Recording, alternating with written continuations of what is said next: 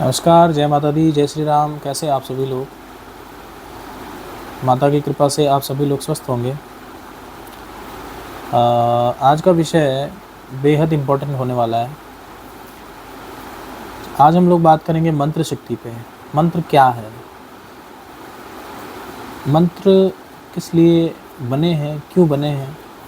थोड़ा थोड़ा हम इस विषय पे चर्चा करेंगे और उससे बेनिफिट्स क्या हैं और यह हमारे जीवन में किस लिए उपयोगी है। मंत्र एक्चुअली होते ये है कि देवी देवताओं के जिसके हम जो हमारे इष्ट हैं, उनकी साधनाएं जो हम करते हैं, उनके और हमारे बीच का एक माध्यम है जो उनसे हमें जोड़ने की कोशिश करते हैं, जो हमें उनसे मिलाने की कोशिश करते हैं। मंत्रों के द्वारा हम उनको प्राप्त करते हैं या उनकी शक्तियाँ प्राप्त करते हैं।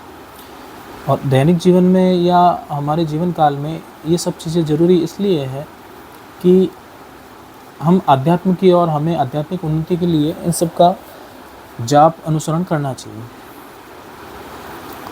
तीसरी चीज़ ये होती है कि जब आप मंत्र शक्ति को जागृत कर लेते हैं तो उससे बेनिफिट्स क्या होते हैं।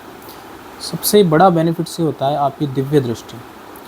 भूतकाल, भविष्यकाल और वर्तमान काल, इन तीनों को अच्छे से देखने की शक्ति हमें मंत्र दिलाते हैं। अब उनके अनुभव क्या क्या होते हैं? जब दिव्य दृष्टि ओपन होती है तो अनुभव, बहुत सारे अनुभव होते हैं, लेकिन अलग अलग जातकों को, अलग अलग लोगों को अलग अलग अनुभव होते हैं।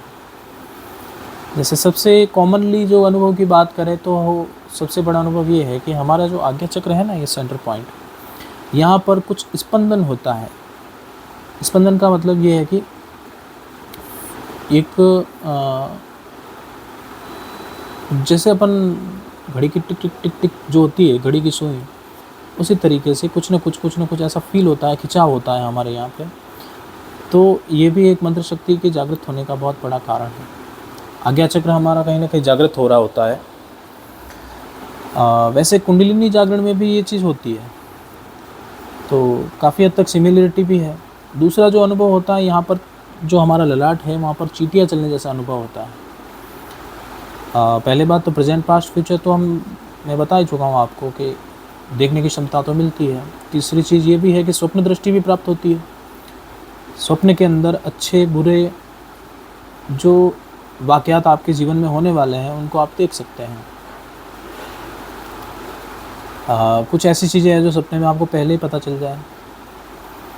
और भी कई चीज़ें जो दिखती है, जैसे माँ दुर्गा है तो उनके अस्त्र शस्त्र, हनुमान जी महाराज का गदा है वो भी देख सकते हैं। शिव जी की यदि आराधना करते हैं तो उनका त्रिशूल भी देख सकते हैं। बहुत सारी चीज़ें हैं जो मंत्र के जो देवता हैं आपको दिखाने की कोशिश करते हैं, वो सिर्फ मंत्र शक्ति के माध्यम से ही हम देख सकते हैं। तो अध्यात्म का रास्ता है, जिस साधक को पता है, जिसने पकड़ा हुआ है, उसको बेहद अच्छी तरीके से मालूम है। और भारत की जो संस्कृति रही है हमेशा, वो कहीं ना कहीं अध्यात्म के प्रति हमेशा अग्रणी रही है। अध्यात्म के प्रति झुकाव है वो सभी लोगों का रहा है। पुरातन काल में बहुत ज़्यादा देखा गया है। अभी वर्तमान काल में कहीं ना कहीं हम इस रास्ते से भटक रहे हैं थोड़ा थोड़ा। तो हमें कुंडलिनी जागृत करनी है, वो एक अलग विषय हो जाता है, लेकिन मंत्रों के द्वारा देवताओं को रिझाने का प्रयास हमें करना चाहिए। अपने जीवन को उन्नत बनाने की कोशिश हमें करनी चाहिए। रहा सवाल अनुभव का है, तो एक बार और मैं आपको एक चीज़ बताना चाहूँगा कि बेहद अच्छे अनुभव होते हैं, बहुत अच्छे अनुभव होते हैं। आप करके देखिए। मंत्रों के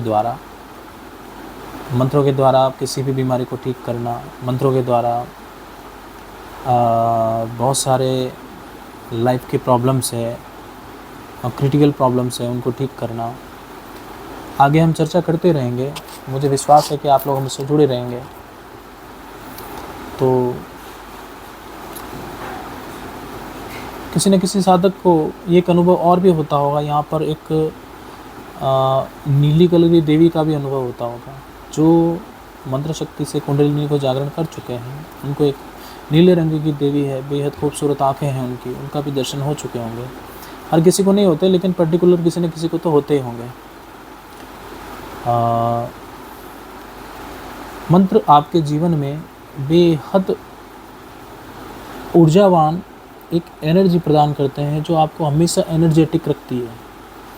आप हमेशा एक पॉजिटिव वे की तरफ सोचते रहेंगे। पॉजिटिविटी आपके चारों तरफ एक सराउंडिंग, एक घेरा बना के रखेगी। आपका ऑरा भी मजबूत होगा। ऑरा जितना आप मंत्र जाप करते रहेंगे उतना आपका बड़ा होता जाएगा ऑरा, जिससे आपके ऑरा के अंदर किसी भी तरह की नेगेटिविटी आने से पहले 7 बार सोचेगी। तो आज ही प्रयास करिए मंत्रों के द्वारा अपने जीवन को संवारने का। और किसी भी तरह का कोई सवाल है तो आप मेरे इनबॉक्स, अपने यूट्यूब के इनबॉक्स में आप मुझे मैसेज कर सकते हैं। और आशा है, मैं ये आशा करता हूँ आपसे कि आप मेरे चैनल को आगे ले जाने का प्रयास करेंगे। किसी भी प्रकार की कोई त्रुटि रहेगी हो तो क्षमा करें। जय श्री राम, जय माता दी।